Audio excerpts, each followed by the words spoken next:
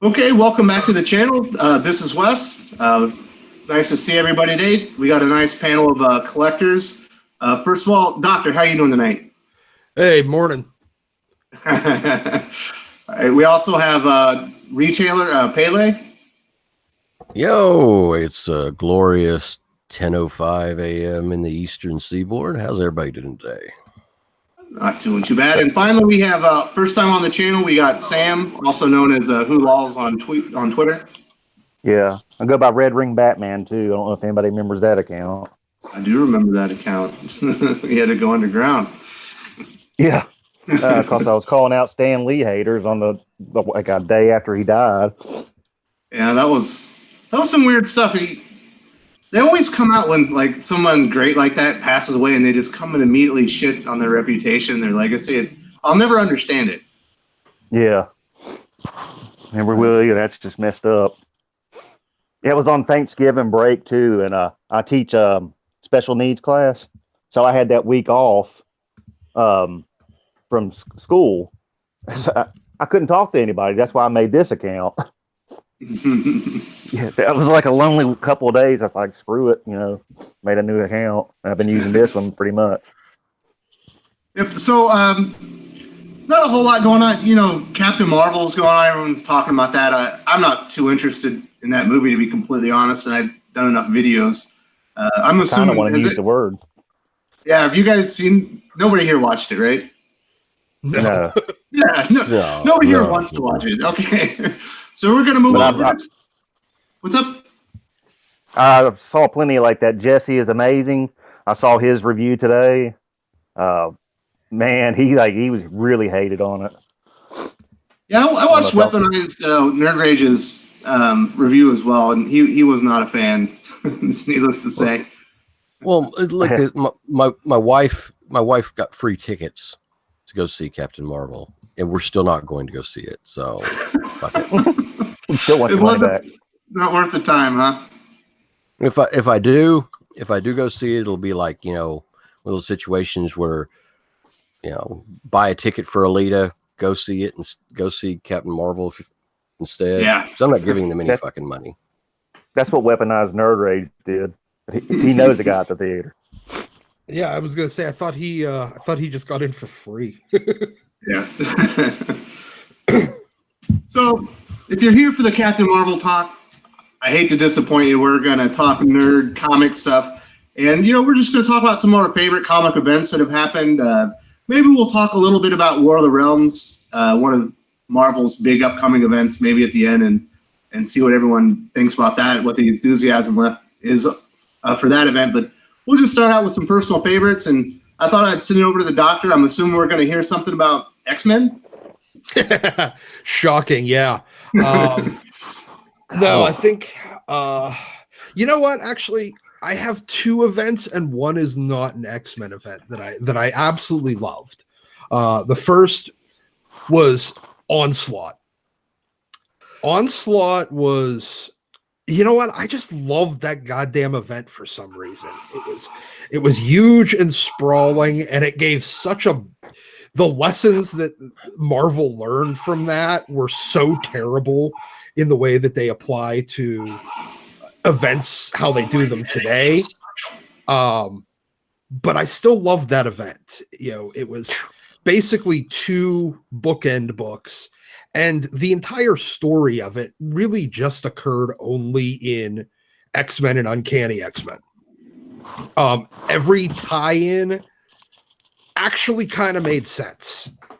They just had the effects of it affecting all the other books. Now, I guess if you're a Fantastic Four reader, you're like, why in the fuck is this bothering my book? But just like every other event. But I mean, even going back to the 80s, doing like Mutant Massacre, there was little sort of tie-ins where something would blow up in Thor's face, or the Power Pack. But the other event that I really, really loved, and this is a really stupid one, and it's from a company that doesn't even exist anymore, really, was I I love the coup d'etat event from Wildstorm back in the early 2000s, because I was a huge Wildstorm junkie too. Oh yeah, I was too. I bought Backlash, Grifter, Team 7. I bought all that stuff new off the shelf. Mm-hmm. That's the stuff I sent Red Pixel. I sent him all my wet works. Oh yeah, that was awesome of you. Yeah. Nice. Will's Portacio is like a god here, obviously in the comics community. Oh yeah. Mm-hmm. But yeah, coup d'etat was just great. It was 4 one-shots that had one epilogue one-shot. There was no crossover. It didn't even occur in each other's books. They just took 1 month off of the regular book to do that issues, because they did 1 issue for Wildcats, 1 issue for The Authority, 1 issue for Sleeper, and 1 issue for, I don't remember what the hell the 4th one was. And then the epilogue actually relaunched Wetworks. But it was an event that actually had lasting ramifications too, because at the end of that event, the Authority run the fucking US. They actually overthrow the federal government, and the Midnighter is the Secretary of Defense.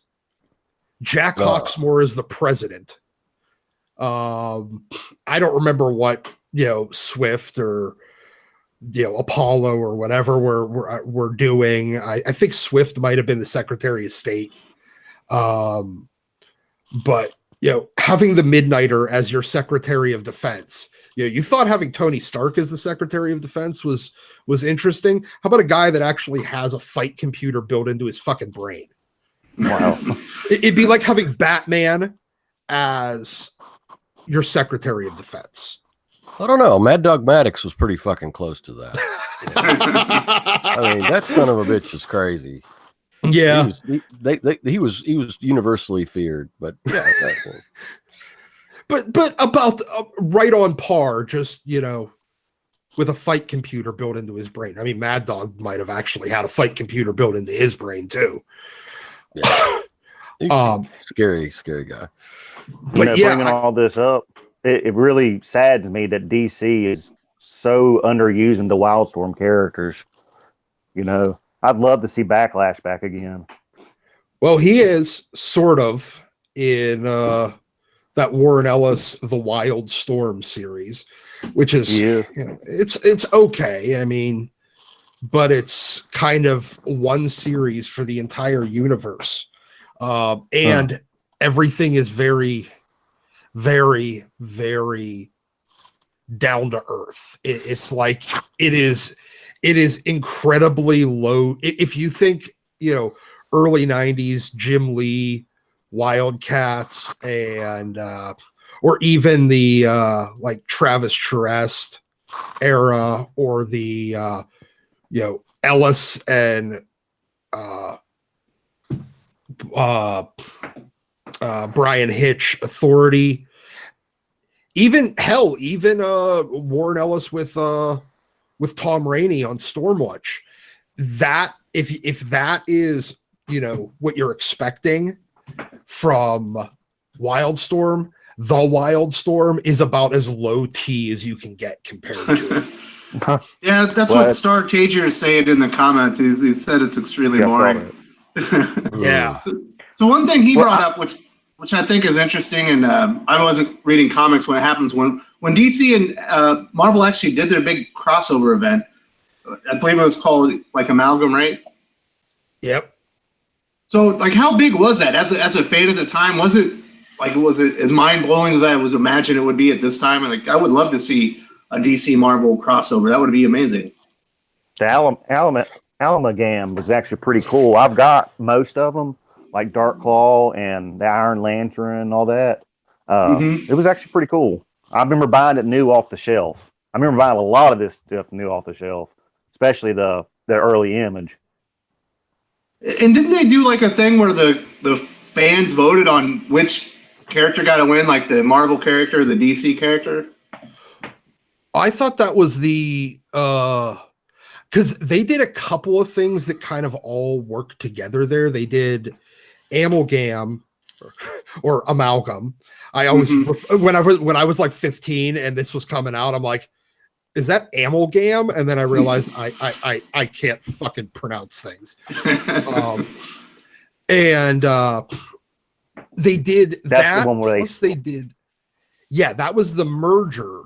But then they also did the Marvel versus DC that was right around the same time, where it was you'd have Captain America versus Batman and Thor versus Wonder Woman, or I don't remember what all of them were.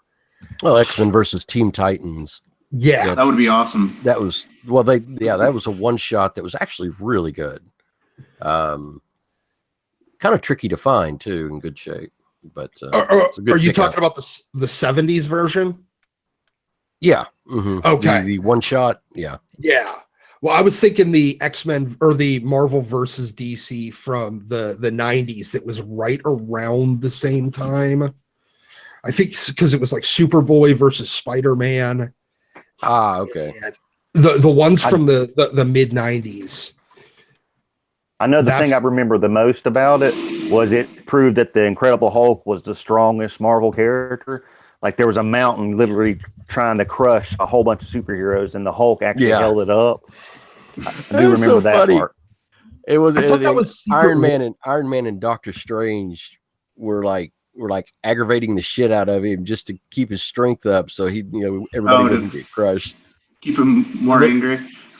Yeah, they're just like like aggravating him and talking shit, and he's Hulk smash you in this. Yeah, so back in the day when comics were made, so people would have fun and maybe see some of their favorite, who's stronger kind of thing. Mm-hmm. Yeah.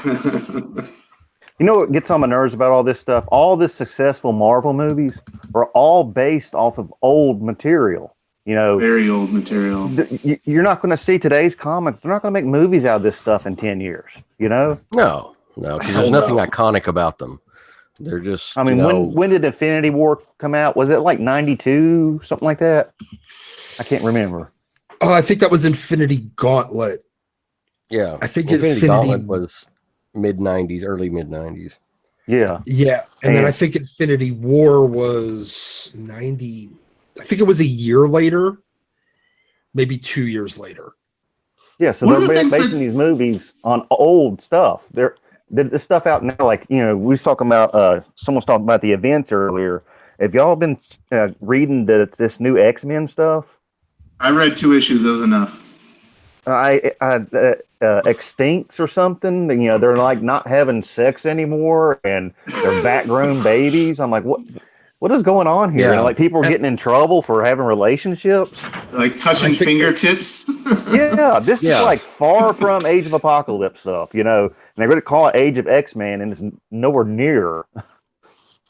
Yeah, again, it comes back to kind of like modern Wildstorm versus 90s Wildstorm. Modern Wildstorm is solo T. Same with X-Men. You compare Age of X-Man to Age of Apocalypse, and Jesus fucking Christ. One is like a sleeping pill. The other one's like fucking cocaine. Yeah. Does anybody remember from about a month ago, Bishop's house, and he had high heels and dresses in his closet? Oh, that? Oh man. Wait. Yeah, him and Jean Grey were in his place, but he had high heels in his closet. And I was like, what? Yeah, maybe they're trying to indicate he's good with the ladies. Yeah. Maybe. No, they're trying to say he's a transvestite. But, oh my God! Imagine Bishop as a. No, it's like Idris Elba trying to say Idris Elba is a transvestite. No. Speaking of what, if they ever did Bishop, they would have to get Idris Elba to do him. Well, they had Bishop in Days of Future Past. Yes. Yeah, it was part of the whole future team. Omar Syef did actually a pretty decent job as him. I mean, he didn't talk, but he had the look. Well, Yeah, actually, Idris Elba's playing supposed to be playing Deadshot in the next Suicide Squad. So then he would have played forgot about that. Heimdall in Thor. He would have been in Suicide Squad. So Idris might be being spread a little thin. You know what though? Nah, I don't think so. I think that as much as we can get is pretty good. Personally, everyone should be Idris Elba. I just think that Idris Elba was bitching a lot about the costume for Heimdall. Jesus Christ, if he was bitching about how much crap he had to wear as Heimdall, he's gonna want to murder someone for how much shit he'll have to wear for playing Deadshot. Oh yeah, with the little headgear and the full body. And the gauntlets, the gun gauntlet things and everything. Yeah. Oh, Will Smith just wouldn't do it. He's like, fuck this. They only got him for like 2 scenes wearing the damn mask for Deadshot. I mean, and that kind of took me out of the experience for Suicide Squad because, like, it's not really Deadshot. That was a severely disappointing movie. Generally, it starts out kind of okay. Like the music's throwing me a little off, and I'm like, this isn't so bad. And then there's just like this thing going for the rest of the movie. Like that's your big bad guy. It's this lady dancing with shit flying in the air. And giant speaking of the soundtrack, I actually bought the CD for it. It sucks. All the good parts of the music are only like 10 seconds long, and the rest of the song sucks. They used all the best stuff in the movie. As usual. Yeah. So we want to get back on the topic of events. Is there one event that stands out for you, Sam, that really blew your mind or you really wanted to talk about? My favorite one's Age of Apocalypse. There you go, some more X-Men. Yeah, that's probably one of my favorite ones. And the original Civil War. But events now, I don't think there's any I like. I know the one that got me back into comics is Dark Knight's Metal. Mm-hmm. I even bought the Comic-Con Jim Lee #1. Bought it. I liked it so much. But yeah, the Dark Knight's Metal, that totally got me back into comics. And I wish we still had that. I mean, like the Red Death, he was an awesome character. And when they reverse flashed him, I wanted them to keep that character. He and Dawnbreaker were awesome. I thought those were my 2 favorite little mashups of Joker with villains. And then obviously the Batman Who Laughs is my actual #1. Mm-hmm. Yeah, that my profile pic. It's a drawing I did for Peter Samedi. I got him a Christmas card and sent him some Dunkin' Donuts gift card. But that's what my profile's from. I drew that little art and sent it to him. Yeah, I especially love the googly eyes. Yeah, the googly eyes is what makes it. Yeah, and they were real googly eyes. I got them from crafts at my job. I glued them on there. And y'all see that Donald Who Laughs? It was like almost like a direct rip off. Have you seen it? Yeah, I was like, it was even the same shade of green, but they said they commissioned it in December, and I drew mine like December 23rd. So I don't know on that. That was weird. I mean, it's the same shade of green, had googly eyes, was a Batman Who Laughs parody. I thought that was extremely odd.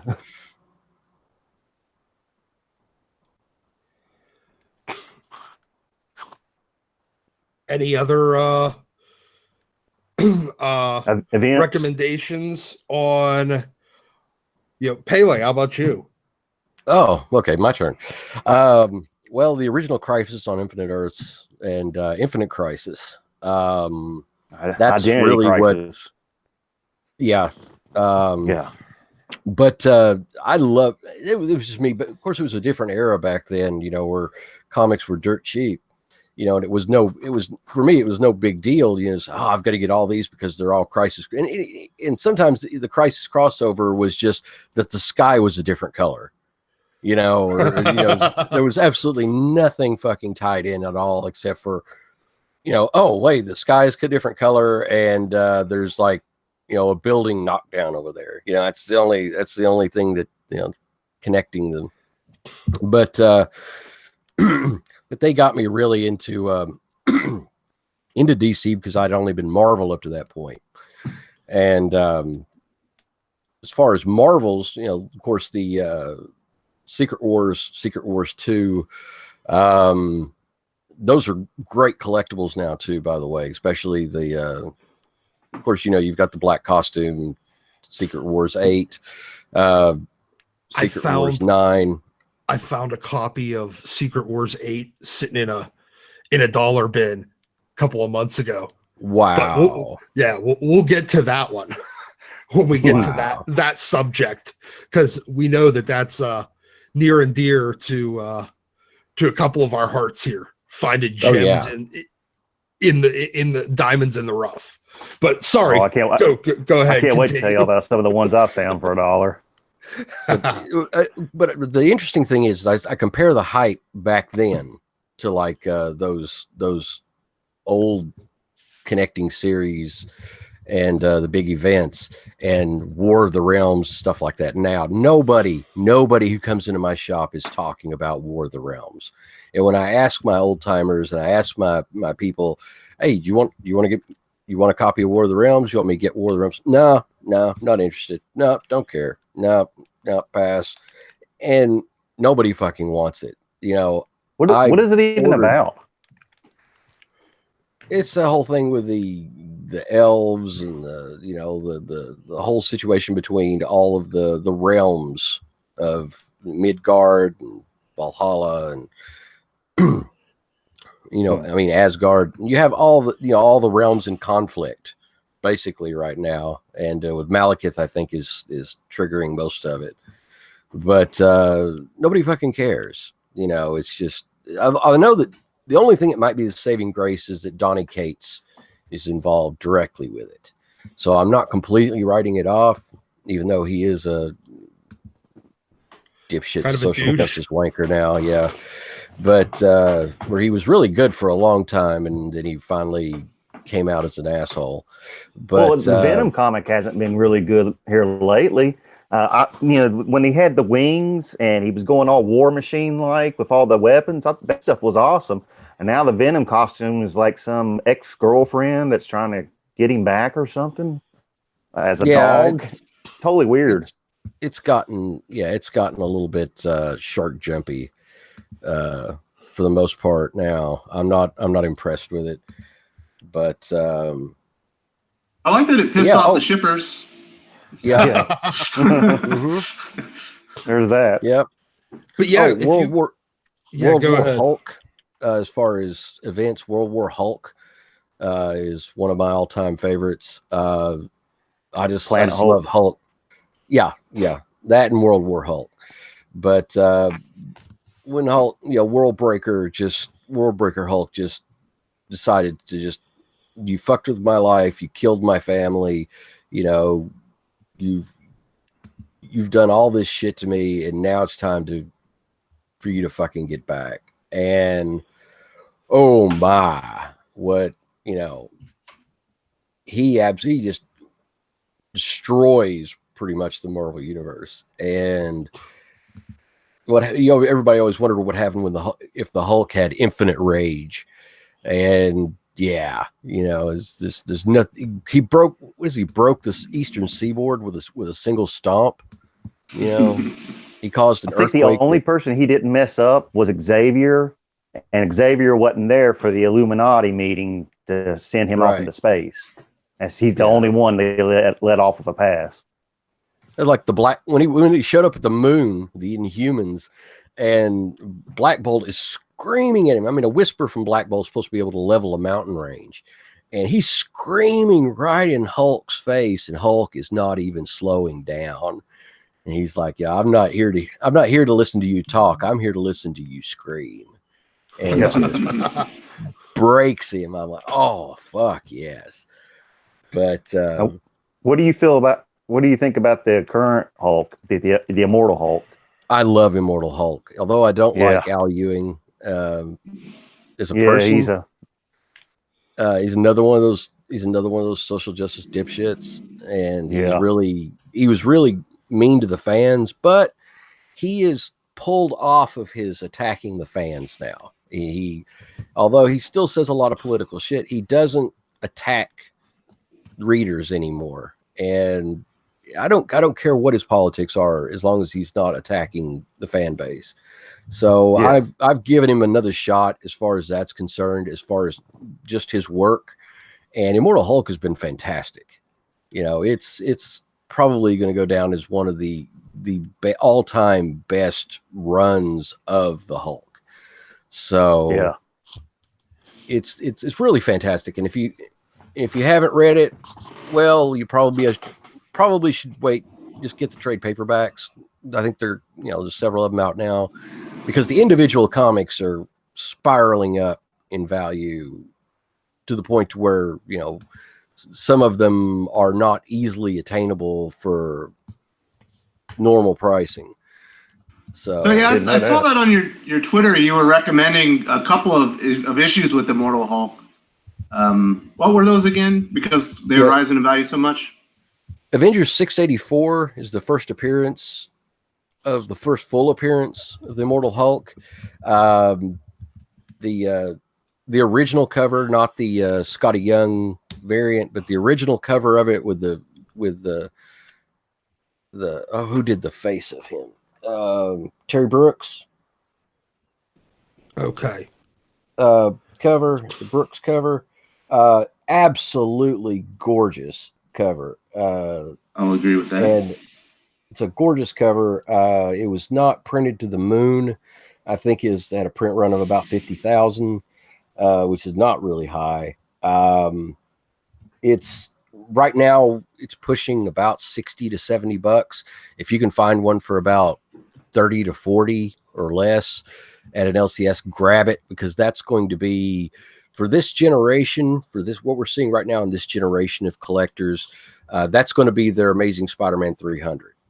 That's going to be that's going to be their key for this generation is 684 and Immortal Hulk #2, which is the first appearance of Dr. Fry, which is his new arch nemesis. So you've got, I expect within a few years, those 684 is probably going to be a $300, $400 book within the next 4 to 5 years. It's get it in high grade, buy it early, buy it often. Just get that one. Get Immortal Hulk #2. Immortal Hulk #2, first appearance of Dr. Fry, is hovering about $100 now. I'm having to pay $50 to $60 just to get them for the shop. Black Cap said it was a Mark Brooks cover. Oh, Mark Brooks. I'm say Terry Brooks. Good Lord, that's the writer for Shannara. Yeah, that's Shannara. Great writer. This is my favorite series. But Mark Brooks cover, gorgeous. It's got everything. They both got great covers. Alex Ross did the covers for Immortal Hulk. It's got the great art. It's got the great cover art. I like the internal art quite a lot. The story is just fan-fucking-tastic. So, there's nothing not to love about the series except for the political opinions of Al Ewing. But get them, grab them, put them up, because you're going to be able to see a big dividend in the future with those. So I think my favorite issue is, I think it's 5 or 6, where they have Mortal Hulk cut up in pieces. Oh yeah, that was number 8. Is that number 8? The scientist is looking around and he's like, "Oh, I'm going to do all these experiments, and you're mine," and then you find out the Immortal Hulk's just testing himself and to see. He's playing around with the Doctor. Yeah, he's testing himself, and he's playing with the Doctor and kind of leaving himself exposed so that he could, so that he can fuck with him. But it's just, that whole situation, it's like he's talking about the Hulk, and he's talking to his assistant, and you can see like one of the jars where he's got a hand in it is like flipping the Doctor the Bird, and you got another one where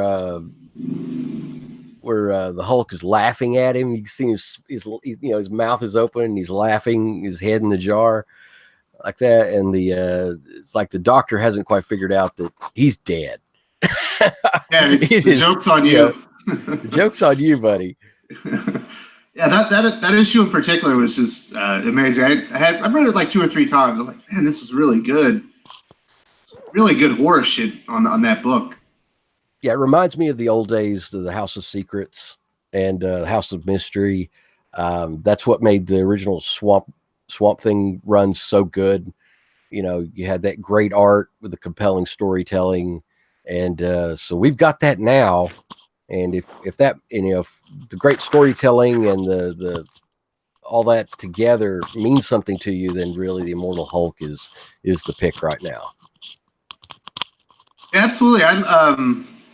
Everyone talks about Alan Moore, and when you finally get into comics, you got to go check him out. And I read Watchmen. It's pretty good, much better than the movie. I'll give it that. But when I finally read Swamp Thing, I was like, okay, yeah, this guy is a genius. This is like next level amazing writing. The origin in itself is mind blowing. The artists that he was working with were perfect for him. They were doing these insane layouts that were just you just look at them for minutes. Like, man, this is good.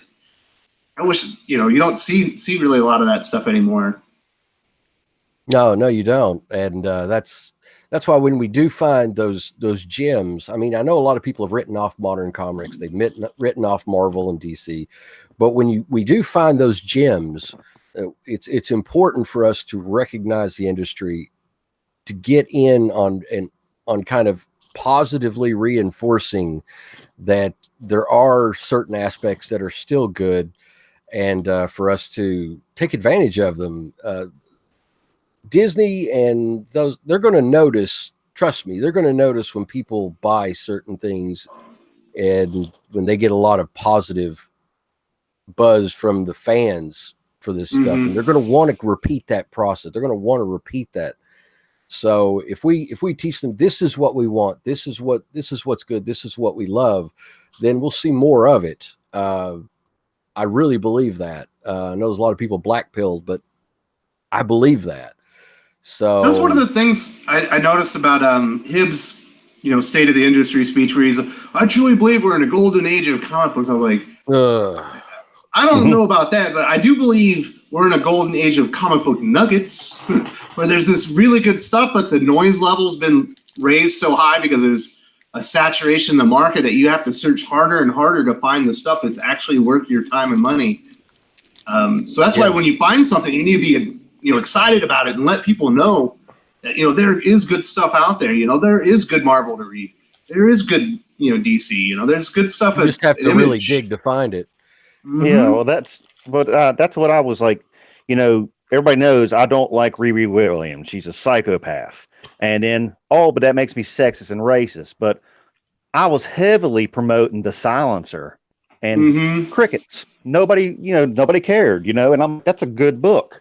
It's empowered. It's an empowered black woman, and everybody had forgotten about her because they don't preach the whole social equity, social justice shit. Well, and she's a madly in love woman that cares about her family more than women's rights.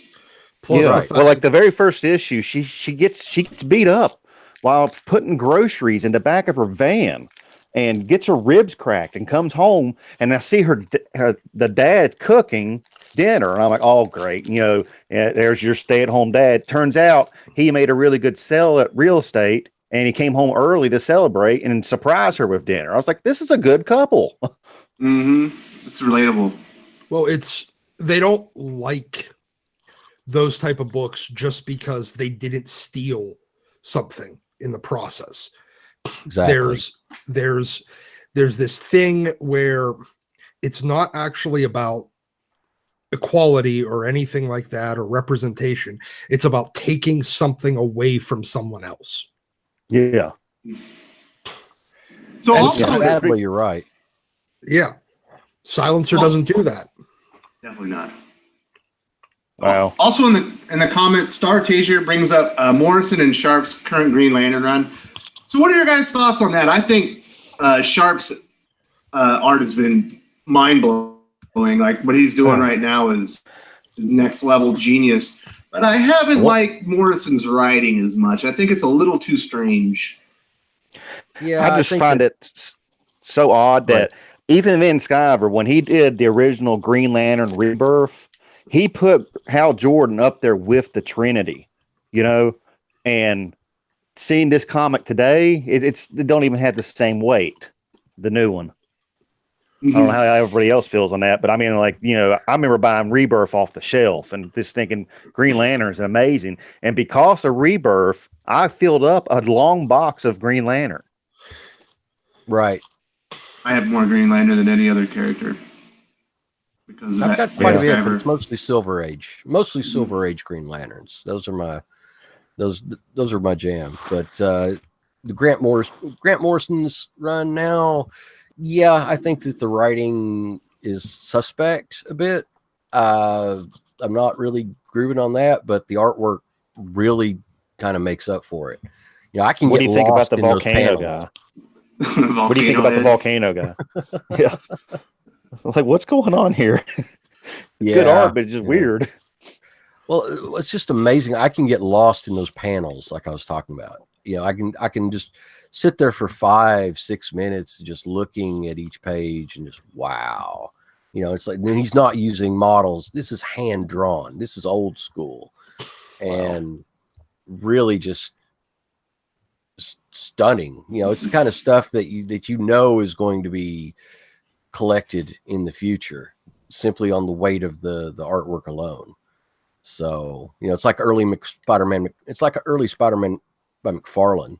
The story might have been a little bit, but the actual beauty of the artwork is going to carry it.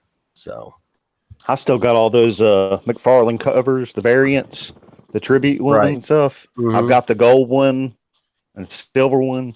I think I've got most of them. All right, so awesome. We'll get back to the events thing. I don't know if you guys know this. My favorite publisher up until recently has been Valiant. I think since their relaunch of the line with Exo Man of War, I think they had the best universe that was connected. Everything had connective tissue. It all made sense. There wasn't much contradictory information, and my favorite story in all of it is the Rye mini series that they did that culminated in 4001 AD, and that's probably my favorite event. It has the best art. I think Clayton Crane is amazing, and his art in this book in particular is mind blowing. You can just look at it and you see what he developed as far as depth and. I'd say Exo Man of War is probably the best comic out right now, in my opinion. I wish a few really consistent. I wish more people in my shop bought Valiant. I think I've got like maybe half a dozen really hardcore Valiant fans, and but yeah, it's Bloodshot. The whole Bloodshot thing with Vin Diesel is really opening up now, and starting to see a lot of movement in the back issues. A lot of movement. So. Well, that's good because I'm telling you the Exo Man of War run that opened up the line relaunch is amazing. Like that's 50 issues of sheer quality, and he introduces like Ninja K, Gilad, the Eternal Warrior. I think Livewire gets introduced to that series and into Unity. Like he opens almost the entire lineup just for that one book, and it's great. Wow. Yep. So. And now, of course, Matt Caton's on it. He's also the one that wrote The Rye and 4001 AD. Has anyone else read any of that as well? The only one I've read is Exo Man of War, and I think they had a new Red Sonja come out. Read the first 2 issues of it. It seems pretty good. I think it's Dynamite. I think is that Dynamite? Yeah, okay, Dynamite. All right. Turok the Dinosaur Hunter. It's pretty good. Turok. It's like Yeah, it's like his origin story. Like the very first issue, he gets transported into the dinosaur age, and it's like he's yeah. One of the things, as far as speaking about back issues, Turok, I'm actually starting to sell Turok #1s. The paper, the paper cover, that they made about 1 million of them. They printed like people are actually starting to buy those sons of bitches. The hologram one? Yeah, people are buying it. It's like, wow. Okay. So I sold about 10 or 15 issues. And I was like, I'm going to take those out of the dollar bin, and I'm going to put them at cover price, just cover price, set them back up, and people are buying them. I've got like 200 issues because, of all the shops, everything like that collected, I gathered about 200 issues together of Turok #1, and actually selling probably about half a dozen a week right now. So, I never thought that those would move, but a lot of the Valiant, a lot of the stuff that was Glut before, the Valiant Glut, is moving now. So, if anything, that's getting people to appreciate. It's getting to people to appreciate a series that was probably that was well overprinted, but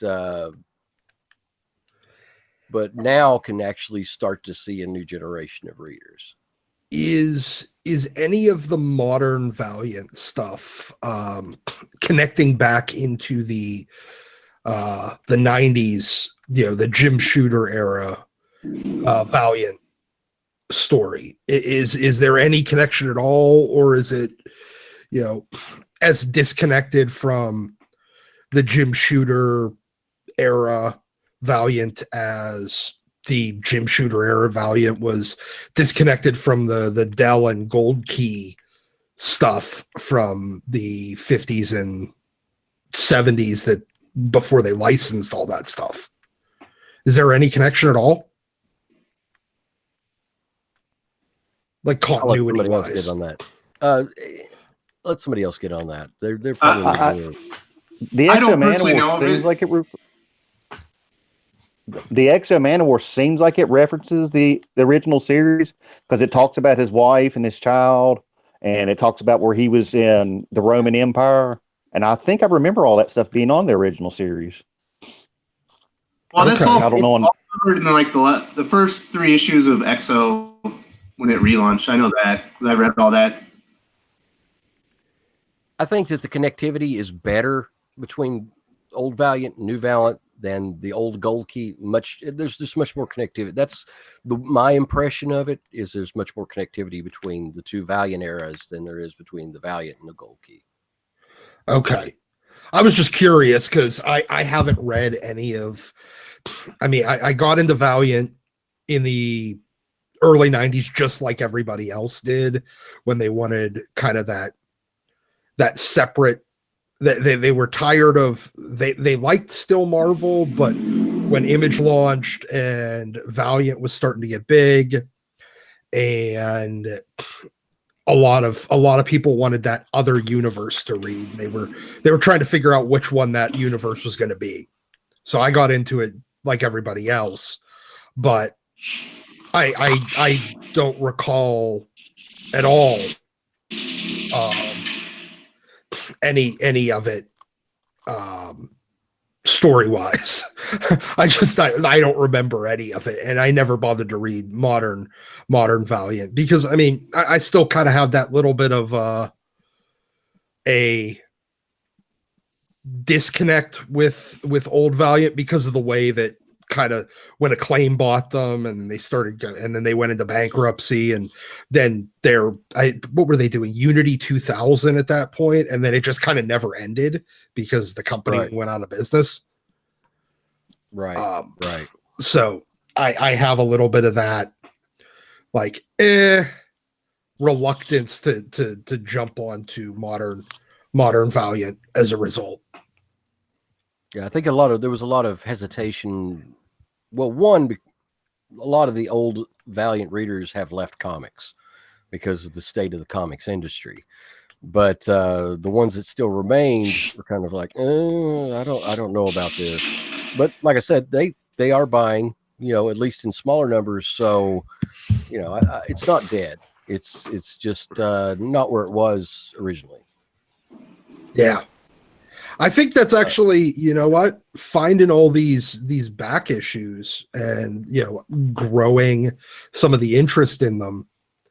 It does kind of segue us nicely into,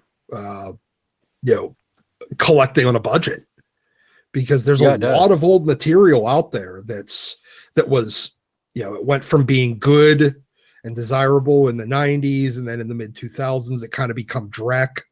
And then now it's kind of back to being like little diamonds in the rough for people to find.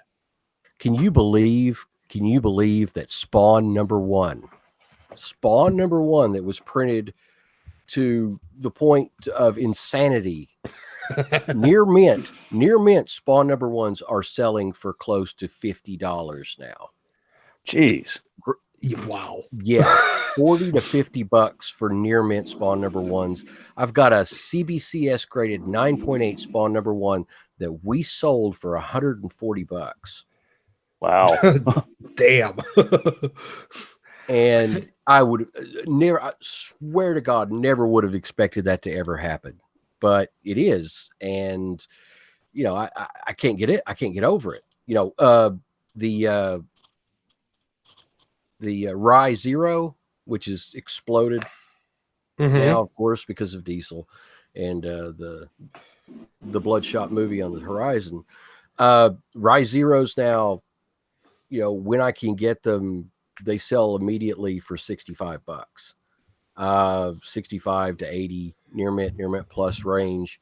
We did sell our 9.6 glossy cover copy the week before last, and it sold for $295, so almost $300 for the glossy Rye Zero. So yeah, that's amazing. It's really amazing stuff. It's not collecting on a budget, but a lot of old shops and stuff like that haven't combed through their back issues. They haven't combed through their dollar bins, and a lot of these old Valiants and a lot of old Image, a lot of old Spawns are sitting in the bins and need to be salvaged. They need to be rescued. So, well, speaking of Spawn, Spawn is another one of my I have a long box of Spawn, Uncanny X-Men, Iron Man, and Green Lantern. That's my four main titles that I go for back issues. And my Holy Grail run is Spawn number 175 through like 245. They are extremely hard to find. Some of them only had that was back when everything was going out of business and stuff. Right. They had print runs on some issues of only like 10,000 copies. So we're like Spawn number one had like hundreds of thousands. Like number 188, there's nothing to it, but it goes for like $50 because there's not very many of them out there. And I got a huge hole in my collection of Spawn because I started getting them back when number 250 came out. So about 175 through 245 are extremely hard to find. So I don't know if you got any of those in your shop. We did. I don't anymore. But yeah, some of those print runs. I think the low print run was like 12,000 books, and that was like for 193 or something like that. Oh wow! And it's insane. And the Spawn collectors are coming out of the woodwork, and they're looking for those issues, and they're like, "Where are they?" Well, there's not enough of them to go around. There's nothing. There's not really as much special about the series going on at that time. It's just that scarcity is driving up demand. Well, the only thing special that happened in that run was when Spawn died, and he came back in like number 250 or whatever. There was I don't remember what issue that was, but that's like the only significant thing that happened. Yeah, but yeah, every single one of those. Like when I had a guy coming in and bring in 200. I think it was a whole run from 200 to 240, and I had to pay a dear price for them, but I only had them for like 4 days. And wow! Somebody came in and bought them all. They're like, "Oh, I've been looking for these. Here, yeah, here's $600. I want all these. Here's, I forget how much it was, but I sold them for like $35, $30 to $35 a piece. I believe it. So, and I can't find those at yard sales because people just weren't buying comics at that time, and so nobody has them to sell. Anybody has them is going to be a collector. Yeah, the only people that have those particular spawns right now are the people that were the Spawn lovers, the people who love the series and were buying them at the time. So, and they're not going to get rid of them unless, their children are dying and they need, a brain transplant or something like that, so. I know, like around 175, that's when I lost my local comic store, and I didn't have one for years. And then we had another one open back up, and they had a messy divorce, and I haven't had one since last June. So kind of sucks. The only comics I can find new are at Walmart. Oh, man, that's harsh. That's harsh. Ooh, yeah. Yeah. And some of those go ahead. No, I was going to say I get a lot from Ollie's too. Oh yeah, Ollie's had a really good run as far as collecting on a budget goes. They had, I don't know if all of the Ollies were like this, but they had DC packs for $4.99, and inside those packs there were a whole lot of 1 in 50, 1 in 100 variants in those packs. And I know in those packs I got a Red Sonja number 1, a Red Sonja number 25, and a Red Sonja number 50 out of those packs. Key issues. So yeah, there's stuff in there. Yeah, the Five Below had the same thing for a while. That dollar store, they had $4 packs that you could just load up on obscure ratio variants. Now, granted, most of the time they were from the series that nobody actually bought. So they were all just sitting in Diamond's warehouse, and eventually they packed them up as variety packs and then sold them the Five Below. But for $4.99 for I think 4 or 5 books, not terrible. I mean, $1 a book. At $1 a book, modern Marvel wouldn't, and modern comics in general, wouldn't be terrible. But at $4 a book, it's fucking awful. It's a terrible value proposition. Oh, that's funny. In the chat, Star Tiger, Squirrel Girl is very low print run. Someday these books will be worth nothing. Yeah, you're right. the content has to be there first, guys. It's like, yeah, it has a low print run, but a lot of times that's for a very good reason. It's shit. It's like, oh, this is the rarest piece of shit in the world. Well, it's still a piece of shit. Does anybody remember anything later in the future? So does anybody remember when Squirrel Girl was the ultimate HeroClix to get? She could like beat Galactus. Yeah. Does anybody remember those days? I was never really big into HeroClix. No. So I remember seeing them all the time. I remember people buying them just because they wanted the little thing, but like a little statue. Yeah, I was really big into the Star Wars miniature game. You'd buy a case. Somebody leave? No, I think we lost our host. Well, Wes has been having a little bit of technical difficulties. Okay. With his it looks like he popped out. I don't know if y'all saw some of those customs I put up the other day, but I would buy a case of the Star Wars miniatures, and I would sell the rare ones to buy another box. And then I would end up getting duplicates of like Darth Bane and Darth Revan.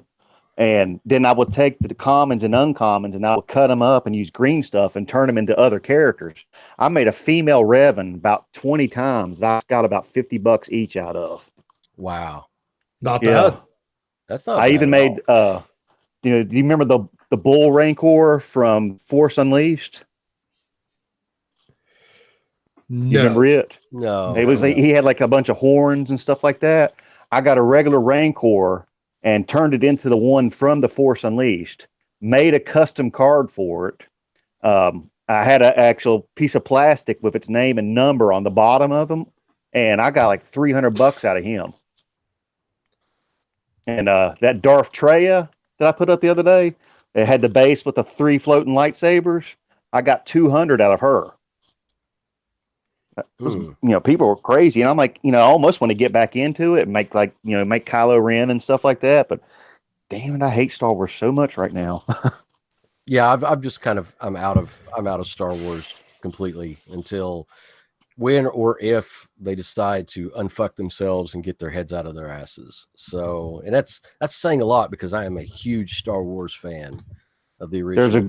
There's a good fan film on YouTube called Birth of a Monster, and it starts out with a guy stealing a crate dragon's egg. It's pretty cool.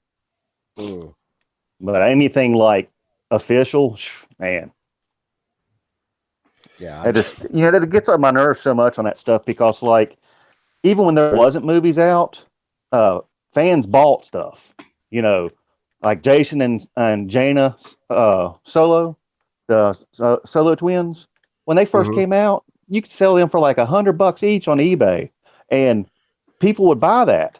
But these people out here that they're catering to would not touch that with even $5. Wow. Okay. I used to buy. Yeah. We got hold on 1 second. Difficulty. We're having a little bit of a technical difficulty. In case the stream dies, we'll be back in a moment. Wes has to restart his computer. He's hosting. It may kill the stream. It may not. I don't know. I've never bothered to host anything. So if it kills the stream, everybody listening, just hang out for a minute. We'll be back. Yeah, we'll be right back. We're not done. No. We were talking about as far as collecting on a budget thing. The old Moon Knight, the original Moon Knight series from the late 70s, early 80s, 1980. Is the miniseries? No. The ongoing series with the Sienkiewicz covers. Those are on fire. I mean, really just on fire right now. Book values, they're showing, books that according to the price guides are only $5, $6, $7 comics that are going for multiples of 10 on those. Near mint, like the iconic Moon Knight number 30 with the Werewolf by Night, it's the black cover with the wolf face. Near mint those I $75 to $80, is what they're selling for. I've got the number one. It's those specific Werewolf by Night covers are really going insane right now. But that series, if you can find those, number one's is a great example of that. If you can find those in the bargain bins right now, get them.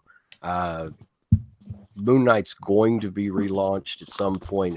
As far as a television series, they're already talking about that. And when it does, you won't even be able to sniff those copies for less than, $70 to $100 a piece. Let me get a price check on you for something real quick. Speaking of old stuff, what about Origins of Marvel